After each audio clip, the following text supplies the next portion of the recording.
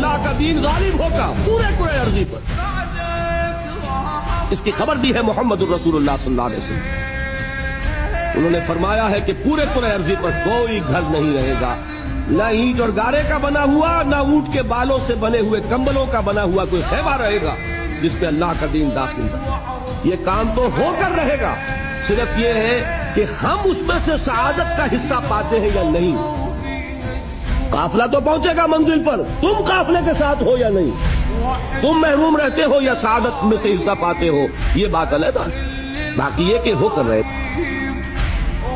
جس نے اپنی جان دے دی وہ سرخرو ہے۔ اس کی زندگی میں انقلاب آئے نہ آئے، دین غالب ہو نہ ہو، اس کا کام یہ ہے کہ جو کچھ اس کو اللہ نے دیا تھا اسے لگا دے، وہ سرخرو وہ کام ہے۔